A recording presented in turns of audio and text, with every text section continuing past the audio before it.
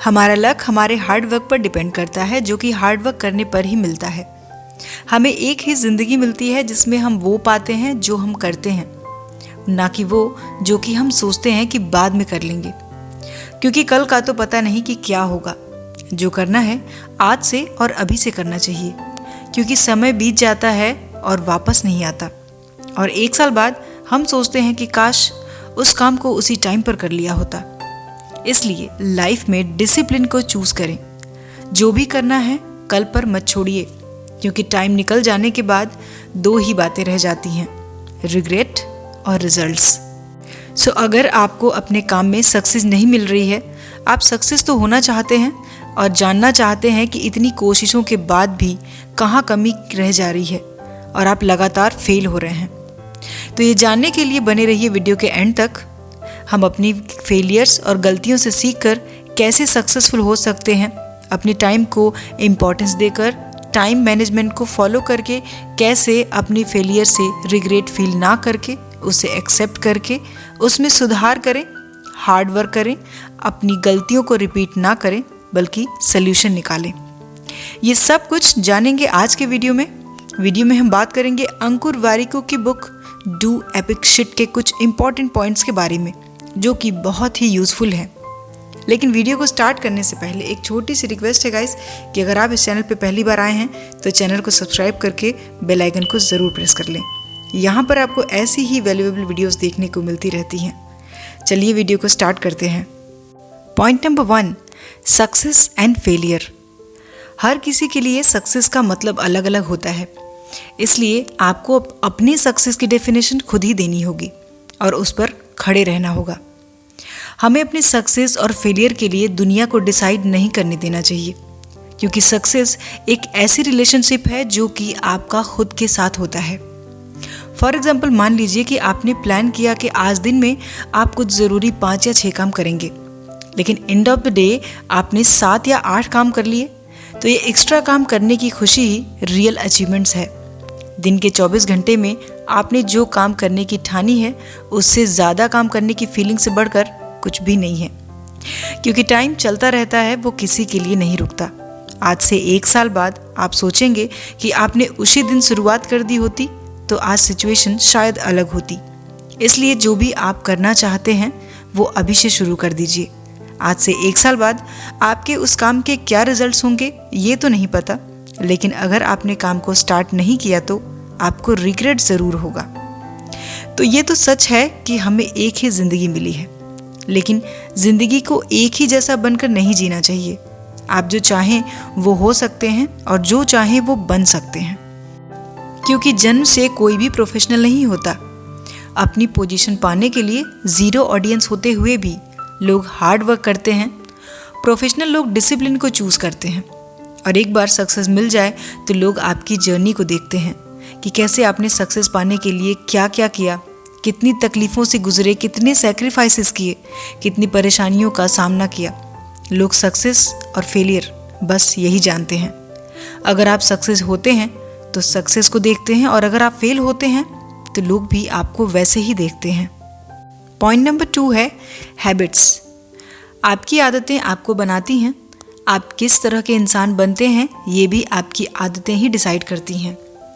Book में author लिखते हैं कि वो अपनी टाइम को इम्पॉर्टेंट नहीं देते थे, जिसकी वजह से उन्हें पैसे कमाने और बचाने में बहुत ज़्यादा फेलियर मिलती है।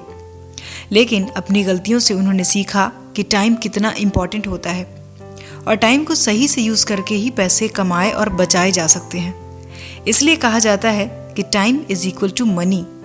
आपको अपने डेली रूटीन में हैबिट्स को सेट करना चाहिए, जैसे कि रोज़ बुक पढ़ना, एक्सरसाइज करना, मेडिटेशन करना, ऐसी हैबिट्स को जिसे आप डेली फॉलो करते रहें, क्योंकि डेली किए जाने वाले काम ही हमारे फ्यूचर को डिसाइड करते हैं। इसलिए बुक में ऑथर ने गुड हैबिट्स को बनाने और उन्हें एक डिसिप्लिन में फॉलो करने पर जोर दिया है। पॉइंट नंबर 3 है अवेयरनेस। हमारे सारे काम हमारे इसी फीलिंग से इंस्पायर होते हैं कि लोग हमारे बारे में क्या महसूस करते हैं, क्या सोचते हैं। ऐसे में सवाल उठता है कि हम किसकी ज़िंदगी जी रहे हैं। हमें हमेशा अपने काम और अपने डिसीजंस के लिए अवेयर रहना चाहिए। हालांकि ये इतना आसान नहीं है, लेकिन ज़्यादातर लोग इसके बारे में ना ही सोचते हैं और ना ही कोशिश करते हैं।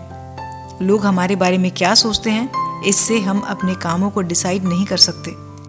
ऐसे में खुद से पूछिए कि अगर मैं ये डिसीजन लेता हूँ तो सबसे वर्स्ट क्या हो सकता है। अपनी आंखों को बंद कीजिए और इमेजिन कीजिए कि वो सिचुएशन आप अभी फेस कर रहे हैं, और फिर ध्यान से सोचिए कि क्या आप मेंटली, फिजिकली, फाइनेंशियली और इमोशनली उससे जुड़ पाएंगे। और अगर आंसर हाँ है तो आपको वो डिसीजन ज़रूर लेना चाहिए। Point number 4, entrepreneurship. एंटरप्रेन्योरशिप करने के लिए बहुत मजबूत विल पावर की ज़रूरत होती है, और ज़्यादातर लोगों में इसी विल पावर की कमी होती है, ना कि कुछ करने की एबिलिटी नहीं होती। क्योंकि जब आपकी विल पावर स्ट्रॉन्ग और क्लियर हो तो आपके सक्सेस होने की पॉसिबिलिटी बहुत ज़्यादा हो जाती है। एंटरप्रेन्योरशिप 90% इंटेलिजेंस के बारे में है और 10% उसे एग्जीक्यूट करने के बारे में। ये कोई पोजीशन नहीं है, बल्कि ये तो मन की एक सिचुएशन है जब आप प्रॉब्लम्स को सही तरीके से सॉल्व करने के लिए अपनी जॉब से हटकर काम करते हैं। अगर आप अपनी नौकरी को एक बिजनेस की तरह मानते हैं तो आपकी सक्सेस इस बात पर डिपेंड करती है कि आप लोगों को उनकी प्रॉब्लम्स के सलूशन के कितने करीब लाने में सक्सेस होते हैं। अगर आपका प्राइमरी गोल ही पैसा कमाना है, या फिर आप अपनी नौकरी से नफरत करते हैं, या आपको लगता है कि ये एक अच्छा काम है क्योंकि हर कोई इसे कर रहा है, तो फिर याद रखिए कि एंटरप्रेन्योरशिप आपके लिए नहीं है। कहीं ना कहीं कुछ कमी है जो पूरी नहीं हो पा रही है। Point number 5, money. आज के टाइम में एक ही कोट फेमस है कि मनी इज़ एवरीथिंग। लेकिन पैसे का सबसे बड़ा यूज़ तो आपकी आज़ादी है, यानी फाइनेंशियली फ्री होना। क्योंकि जब आप फाइनेंशियली फ्री होकर सीखते हैं, काम करते हैं, तो आप समझदारी से चीज़ों को देखते हैं और उन्हें चूज़ करते हैं। और ये फ्रीडम आपको आपके लिए क्या सही है और क्या गलत है, इसमें भी फ़र्क बताती है। और पैसे के बारे में हमें कौन सी गलतियाँ नहीं करनी चाहिए, इसके बारे में कुछ पॉइंट्स देखते हैं। पहला पॉइंट, बुक में ऑथर लिखते हैं कि अपने टाइम को इम्पोर्टेंस नहीं देना और ऐसा मानना कि ये तो हमें फ्री में मिल रहा है। दूसरा, बहुत ज़्यादा कर्ज लेना और देर से इन्वेस्टमेंट शुरू करना। तीसरा, अपने पैसों को दूसरों के पैसों से कंपेयर करना। चौथा, पैसों के पीछे भागना। और पांचवा, तेजी से पैसा कमाने की उम्मीद में इन्वेस्टमेंट करना। लाइफ में इन गलतियों को करने से बचना चाहिए। Point number 6, relationships. रिलेशनशिप्स वो जगह हैं जहां हमें सबसे ज़्यादा कंपटीशन मिलता है।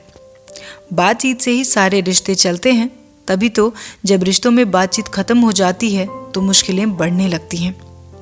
इसलिए किसी से बिना कुछ एक्सपेक्ट किए अपनी बातें शेयर कीजिए। अगर आप एक्सपेक्टेशन करके शेयर करते हैं तो वो शेयरिंग नहीं होती, बल्कि वो ट्रांजैक्शन होता है। कभी कभी हम रिश्तों में दूरी बनाने लगते हैं, लेकिन इसका मतलब ये नहीं है कि हम केयर नहीं करते। इसका मतलब है कि हम खुद की केयर करते हैं और खुद के साथ भी हमारा एक रिश्ता है। लेकिन अगर ऐसा कुछ है जो आपको दूसरे लोगों में पसंद नहीं है, तो वो चीज़ आपको अपने अंदर भी पसंद नहीं होनी चाहिए। कहने का मतलब है कि वो आपको अपने अंदर भी अच्छा नहीं लगना चाहिए, क्योंकि हम दूसरों में जो चेंज चाहते हैं उस चेंज की शुरुआत हमें खुद से करनी चाहिए। क्योंकि कोई भी बेकार नहीं होता, हर कोई कुछ ऐसा जानता है जो हम नहीं जानते। जब हम लोगों से इस तरह की मेंटालिटी के साथ मिलते हैं कि वो कुछ नहीं जानते, तो हम कुछ नया सीखने के सभी दरवाज़ों को बंद कर देते हैं। लेकिन जब हम अपने ईगो को भूलकर कुछ नया सीखने के लिए तैयार रहते हैं, तभी हमें पता चलता है कि हम कितना कुछ नहीं जानते थे।